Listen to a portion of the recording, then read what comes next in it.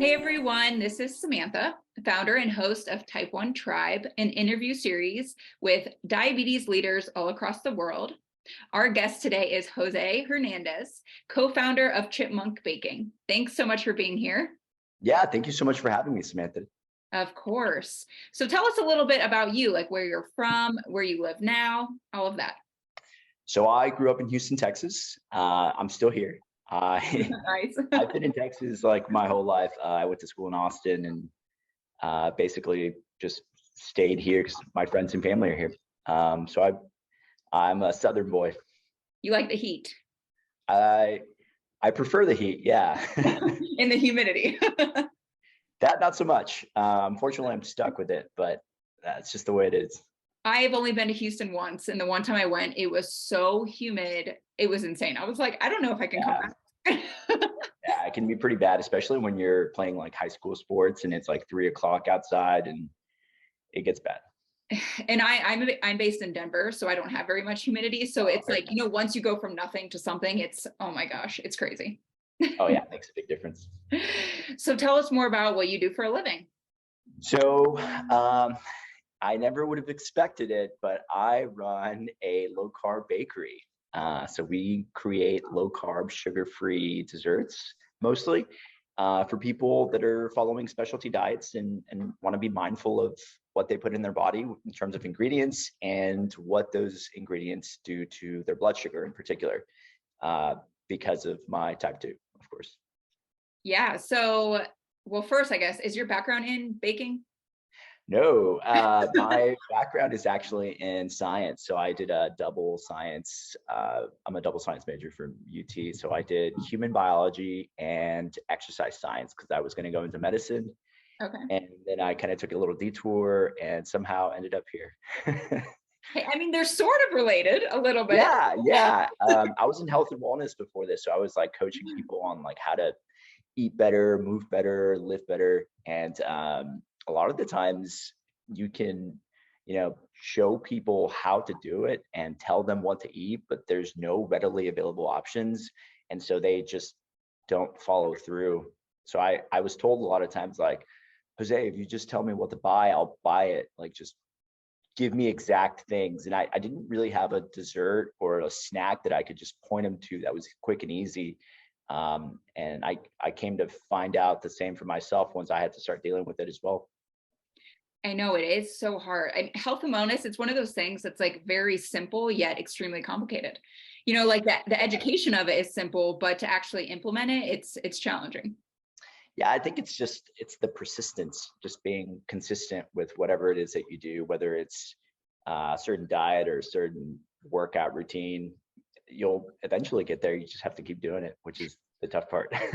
You're right. So tell us more about how Chipmunk actually got started and your background with diabetes. Okay. I guess I'll tell you about my diabetes first. So, like I said, I was personal training and I had this health and wellness company, and I was waking up early and I was up late because I trained mostly like mornings and evenings. And at the time, I wasn't really a big coffee drinker, but I had to start drinking more and more coffee to stay awake. I was like 25 years old at this point, and I couldn't figure it out. I was drinking more and more coffee, but feeling more and more tired, and I started noticing a pattern. I would eat food and have a burst of energy for 1, 2 hours at a time, and then I would crash really, really badly. It was to the point where like I couldn't keep my eyes open, uh, sitting down, standing up. It was getting kind of difficult to manage. And I started suspecting that I probably had some sort of blood sugar issue. I was like, I'm probably like pre-diabetic or something. Just knowing what I know about biology in particular. Right. And I one day I was driving home and it was kind of late and it was cold out in Houston, believe it or not. So I had to turn on the heater like that 1 or 2 times of the year that I have to, and I fell asleep driving, and I just dozed off and I hit the rail along the side of the highway and I bounced off and I just like woke up immediately, and I knew something was like very, very wrong at that point. So I told my parents and they obviously freaked out. Wow. and wanted me to go get checked out. They're like, just go get looked at and see if there's anything wrong with you. And so I did. And I get a call like a day or two later. My doctor says, well, there's good news and bad news. And I was like, okay, well, like, give me some good news first. He said, well, you're in great health. And I was like, okay, that's good. He's like, but bad news is you have type 2 diabetes. Your A1C is 6.9. I was like, oh, okay.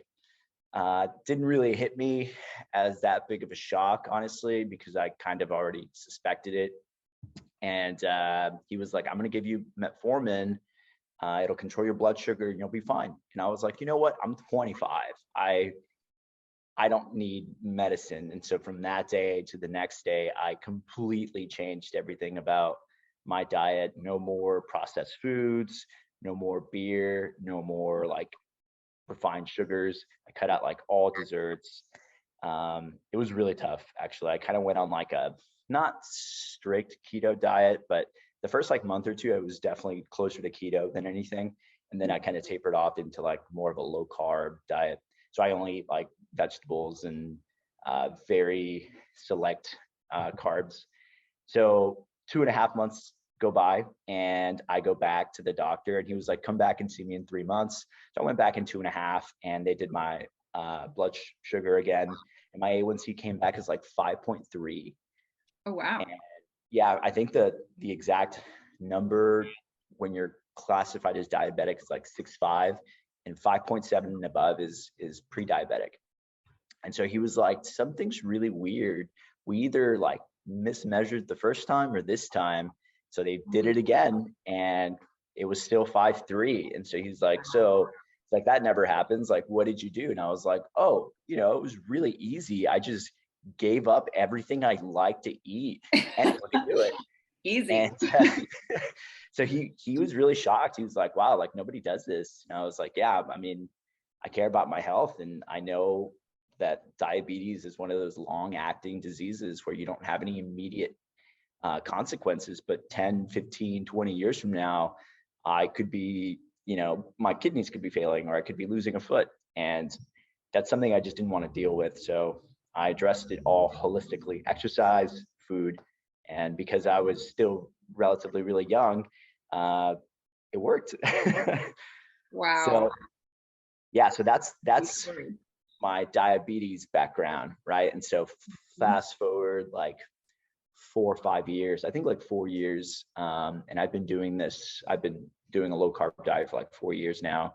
And I'm at a different, so I was running this health and wellness company, but I chose to step away. So now I'm at a different startup. And in Houston, there's a co-working space, kind of like WeWork. It's called the Cannon. Okay. And so it's a bunch of startups. And so that's where I was. And that's where I met David, my co-founder.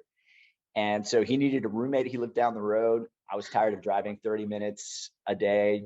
So I was like, you know what, I'll move in with you.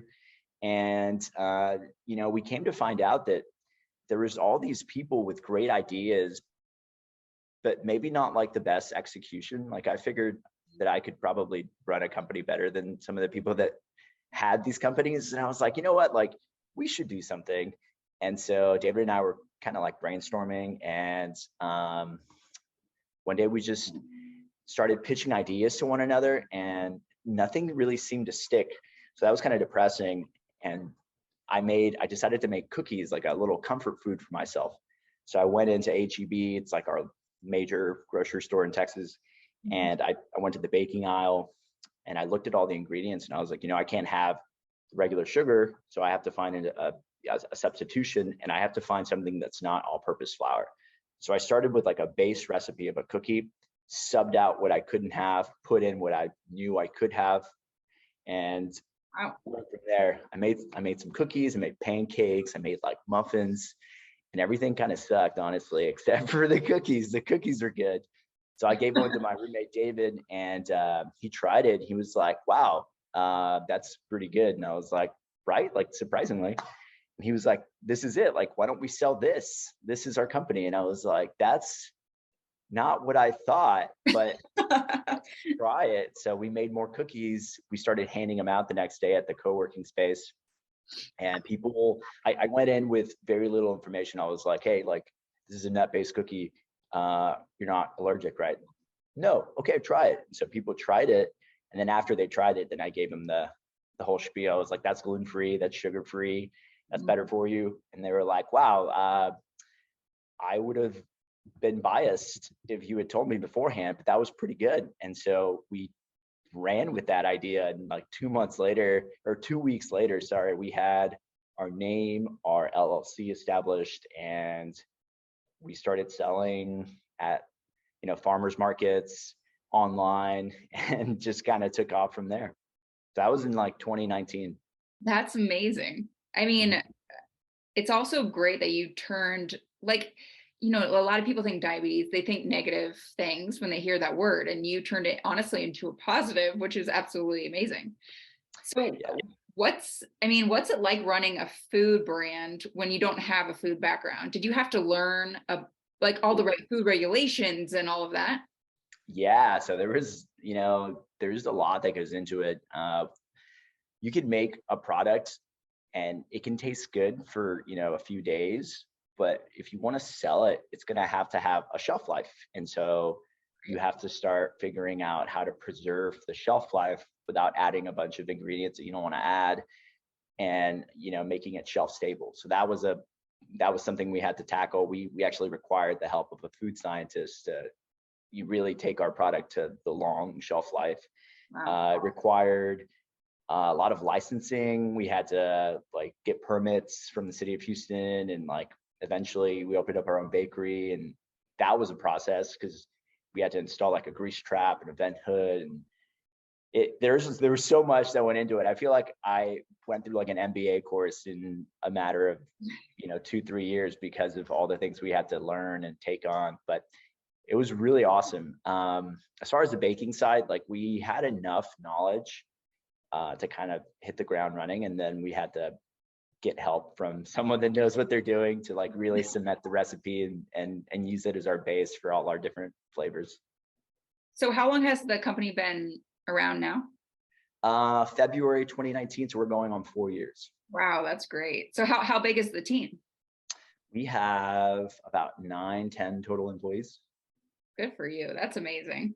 And by the way, anyone who's listening, they're actually amazing. Like your snacks and desserts, they're so good.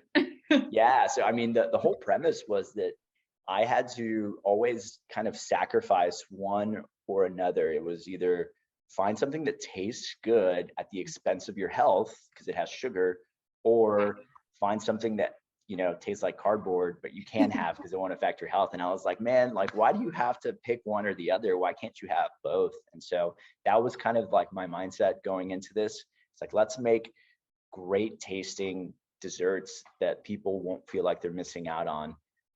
And that's kind of some of the feedback that we've gotten from parents and people that have tried it. So it makes me pretty happy. So do you have a lot of customers that are diabetic? I think the majority of our customers are actually just like following some sort of specialty diet. They're either gluten-free or doing keto, or they're low carb. But we do have type 1 and 2 diabetic customers, more so 1 than 2, I think, because like I said earlier, if you have type 2 diabetes, it doesn't necessarily mean that you're doing anything about it, because the way I see it, there's no immediate consequence. Whereas if you have type 1, like you absolutely have to be on top of it. And so there's a lot of parents that buy desserts for their kids. And so, yeah, they'll take, like if they go to a birthday party or if they go to a little gathering, usually they can't have the cake or the cookies that all the other kids have. So they bring their own. So they bring our cookies, and it doesn't affect their blood sugar at all, which is great. And like no insulin required, which I thought was really cool. So I've seen us have the biggest impact in the type 1 diabetic space, more so than 2. Well, that's good, because most of our listeners and followers are type 1, because I'm a type 1 diabetic. So yeah, and I can attest to that. That's another reason why I love your desserts, is because I can eat them and not have to worry too much about my blood sugars. Mm-hmm. Yeah, so Yeah, good old allulose. Have you ever tried allulose prior to our cookies? uh not intentionally. I think maybe I have in other snacks that I've had, but it's, yes and no, I guess. I don't Yeah. actively look for it, I guess I should say. Yeah, people come into the bakery all the time and they ask like what the sweeteners are, and I tell them about it. And the people that have been like really on top of, you know, keto or their blood sugar all seem to love allulose. They're like, this is the best. And anyone else, I explain it to them and they're like, wow, like, do you have any for sale? And I'm like, yeah, we do. Yeah, it's so, I mean, it's so helpful because it's frustrating to have to worry about your blood sugars when a normal human does not. And so Yeah. it's great to just have options where you can just eat it and not be like, oh, I have to go take insulin, or I have to go prick my finger to figure out where my blood sugars went or whatever. But going towards that, because I'm curious, because most of the people I do speak with are type 1. So I'm Mhm. curious, for you being a type 2, do you wear any type of glucose monitor? No, only because I get tested like once or twice a year, and my A1C always hovers at the 5 or below mark. So I think I'm doing okay. Perfect. Yeah. Whenever I do prick my finger just to check, it's always fine. And so I figured I could get away with not doing anything like that. But for the sake of like testing our product, I went on like a 2-week spree where I was eating food and like testing myself, and then eating a cookie and testing myself. And I never spiked a whole lot, but I especially didn't spike when I had allulose in my diet. So that was really cool. Wow, that's fascinating. So what's your most popular item? Ooh, in the singles, like the individual cookies, it's probably the white chocolate macadamia. Ooh, okay. Can't go wrong with that, right? And then we also have pouches of cookies where they're smaller, but they're more of like a share versus a single serve. And that is probably the birthday cake. Yes, that's what I've had. Those are so good. Yeah, it's a great.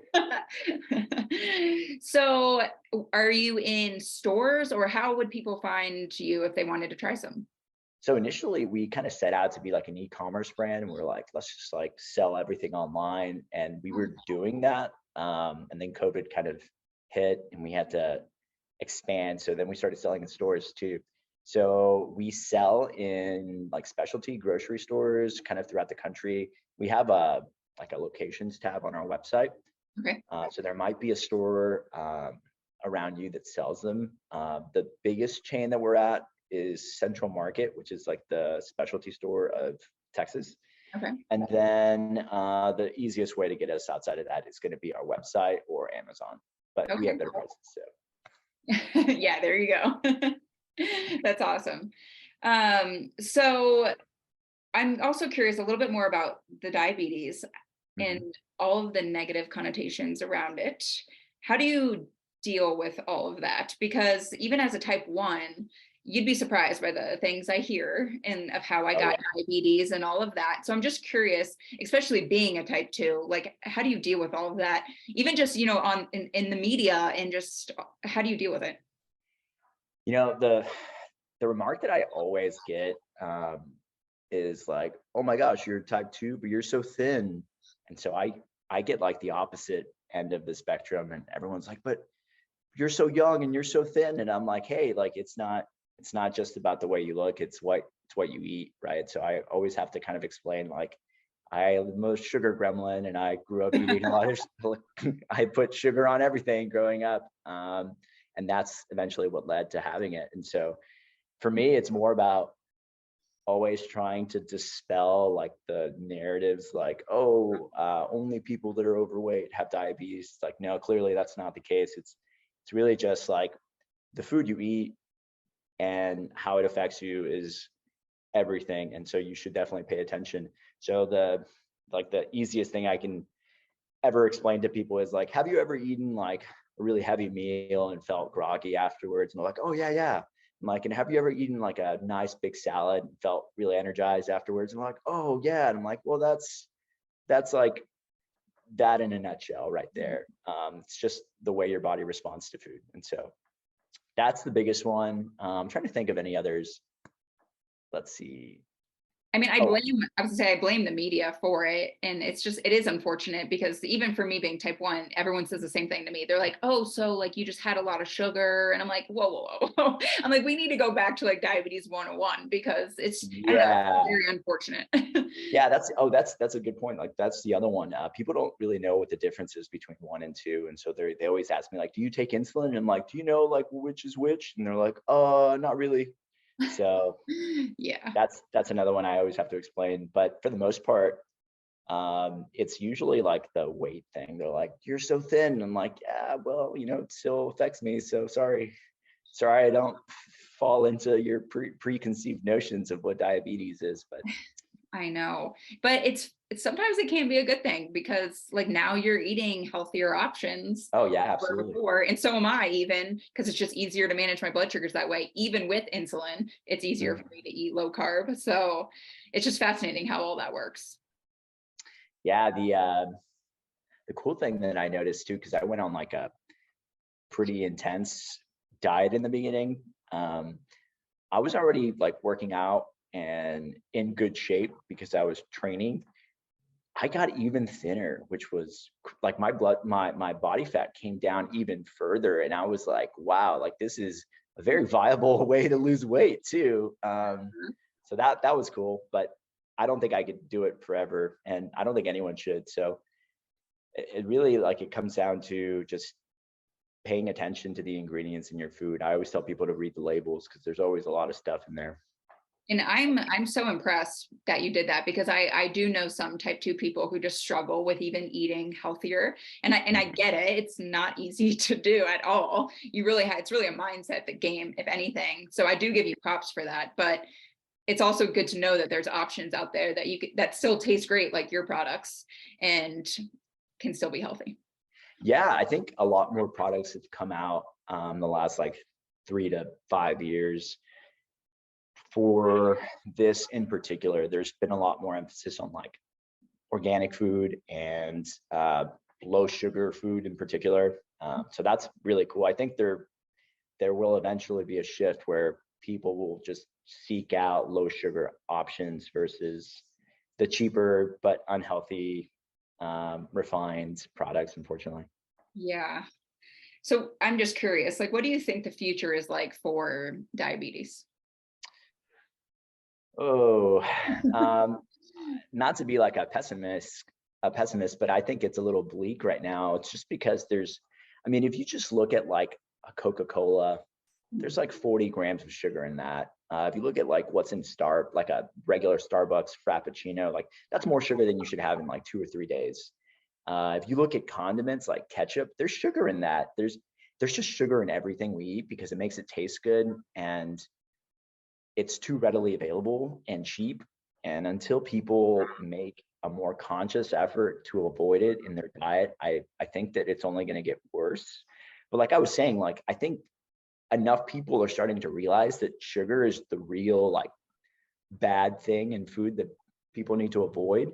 It's Mhm. not fats or carbs. It's like just like eat less sugar and see what happens. Um, Eventually, I think it'll shift, but it's gonna maybe take a little bit more time, unfortunately. I agree. And it is unfortunate that I don't want to say it's hidden because you can find the information of sugar being in things, but it's like, oh, let's go get that pumpkin spice latte from Starbucks. Like it's the time of year, but Yeah, you're literally drinking half a cup of sugar.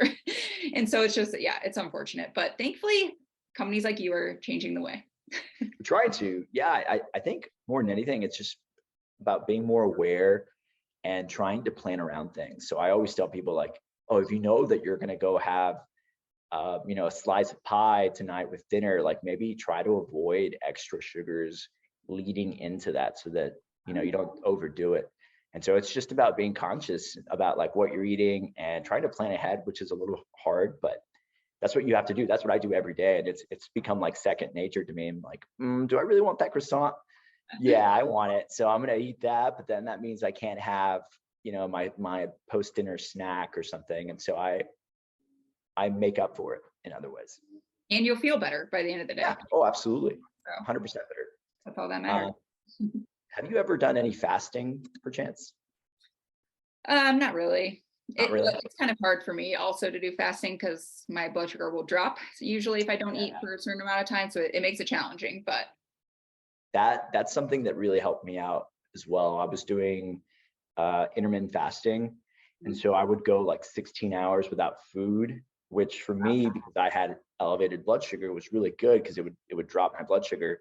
Then I would eat low glycemic foods for 8 hours, and the combination of the two is what really like helped me reverse my 6.9 A1C. And I still do it to this day, and it makes me feel great. So if anyone's interested, I would recommend looking into some fasting. and you would do that overnight, I'm assuming. Yeah, so I basically skip breakfast. Okay. Um, I would still eat a breakfast, but at like noon. So I'd eat from noon to about 7, and then fast, no calories of any kind until lunch the next day. Wow. It was tough. Yeah, I would be It's not hungry. easy, but it really helps, I think, because it forces your body to kind of use up all its blood sugar in a bloodstream, and then it makes you realize that you don't need to constantly eat all the time. Even when you're hungry, you can just drink some water and like get through it. Yeah, you're totally right. Wow. Yeah, that's really cool. So, any last pieces of advice for our listeners today that you want to give? Um, yeah, I mean, I think at the end of the day, like the thing that helped me the most was paying attention to how I feel after I eat certain meals. So if I had like a big steak with like mashed potatoes, a couple hours later, I would definitely feel sluggish. And that's your body telling you that what you ate is probably not ideal for you. Whereas like when I was eating like really fresh foods like salads, I would feel great for hours on end. And I'm like, oh, it's got to be like my body telling me that I should eat more of that and less of the other stuff. So it's nature is great because it has a way of like always finding the best orientation and balance. And so you just have to like open your eyes and listen and pay attention.